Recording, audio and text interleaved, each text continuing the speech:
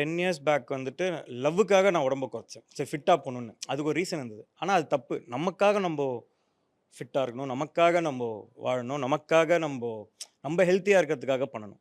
So ஆக்டர்ன்றது இப்போ என்ன எல்லாரும் சிக்ஸ் பேக் வச்சிருந்த ஆக்ட்ரஸா வராங்க. இல்லையே! நான் சொல்றது எல்லாருமே இருக்காங்கல்ல. ஸோ அது கிடையாது. பட் டெஃபினெட்லி சும்மா இந்த கேமியோஸு அந்த மாரி ஏதாவது பண்றோம் அப்டின்னா, பார்க்க நல்லா இருந்தா பெட்டர் தானே. ஸோ அதான். ஸோ நீங்க இன்னொன்னு லவ்வுன்னு சொல்லிட்டீங்க. கடைக்கு போனா ஆ. இந்த இதெல்லாம் இருக்குல்ல. நம்ம சைஸ்க்கு ட்ரெஸ் கரெக்ட்டா எடுத்து போடுறதுல ஒரு சந்தோஷம் இருக்கு. இது பத்தலையே அப்படின்னு அந்த 40லேருந்து 42 போம்போது சைஸ் நான் ஷர்ட் சைஸ் சொல்றேன். 42, 44 ஆகும்போதெல்லாம் வலிக்கும். ஸோ இப்போ வந்து அது கொஞ்சம் இதுவா இருக்கு நெறைய இல்லையா? பேரோட மனசு அத சொல்லிட்டீங்க. ஆமா, அண்ட் பேசும்போது லவ்வ பத்தியும் சொல்லிட்டீங்க. ஆமா. ஸோ சொல்லுங்களேன் ஒரு லவ் டிப்ஸ். டிப்ஸா? ஆ. டிப்ஸா இருந்தா நான் ஏங்க சிங்கிளா இருக்க போறேன்? நெறைய ட்ரை பண்ணியிருப்பீங்களா? மேபி உங்களுக்கு ஒர்க் ட்ரை அவுட் ஆகல. வெளில இல்ல, ஒர்க் இல்ல. அவுட் ட்ரை ஆச்சுன்னா பண்ணி ஒர்க் ஆகாமலாம் பசங்களுக்கு இல்ல. ஆ. சி எதுவா இருந்தாலும் அ ம். லவ் பண்றதுன்னா உண்மையா பண்ணுங்க. இல்லாட்டி லவ் பண்ணாதீங்க. ஜாலியா இருங்க. அவ்வளோதான். லவ் இன்னும் பண்றதுன்னா உண்மையா லவ் பண்ணுங்க. இல்லாட்டி பண்ணாதீங்க. ஓகே ஜாலியா சார் இருங்க. லவ் பிரேக்கப் ஆயிடுச்சு அப்டின்னா, ம். அவங்களுக்கு என்ன டிப்ஸ் குடுப்பீங்க? பிரேக்கப் ஆயிடுச்சுன்னா, ம்.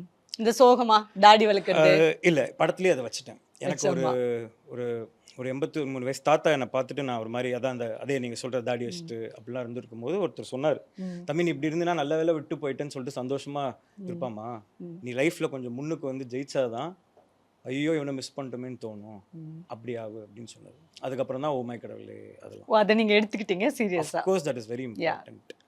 நம்மள ஹர்ட் பண்ணிக்க கூடாது. சம்டைம்ஸ் இந்த ம். மாரி தாடி வச்சுட்டு ம்.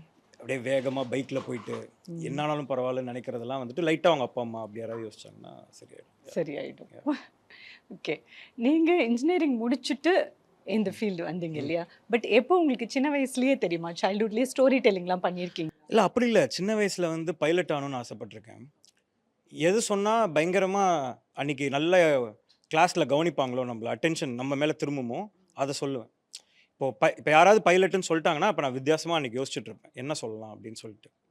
ஸோ ஒரு டைம்ல ஒரு ட்ரீம் இருந்துச்சு. அது சும்மா கிளாஸ்ல சொல்றது.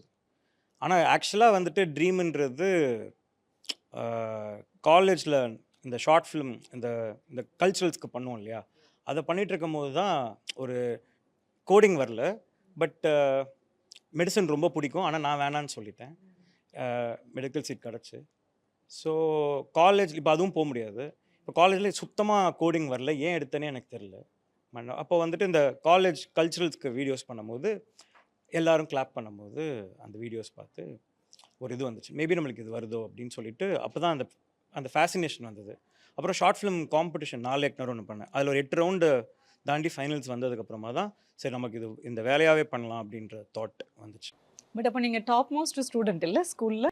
ஆ ஒன் ஆஃப் த பட் இப்ப டாக்டர் இப்போ டைரக்டரா உட்கார்ந்திருக்காரு. டாக்டர் ஆகல. ஆகல. மெடிக்கல் சீட் டாக்டர் ஆக கிடைச்சது. வேண்டியவர். ஏன்னா சீட் கிடைச்சது ஆ இல்லையா? ஆமா. அது சரி. ஏதாவது மிஸ் பண்றீங்களா? இல்ல, இல்ல, இல்ல, இல்ல. இல்ல. நான் மிஸ் பண்ணல. ஆ. நான் ஏன் மிஸ் பண்ணணும்? நான் மிஸ் பண்ணல. இந்த லைஃப் அழகா அ மெடிசின் அப்படின்றது என் அம்மாவோட ஓகே. ஆசை. அவங்களுக்காக நான் மெடிக்கல் சீட் கிடைச்சு நான் வேணான்னு சொல்லிட்டு வந்தேன். அவங்களுக்காக போயிட்டு வேணாம்.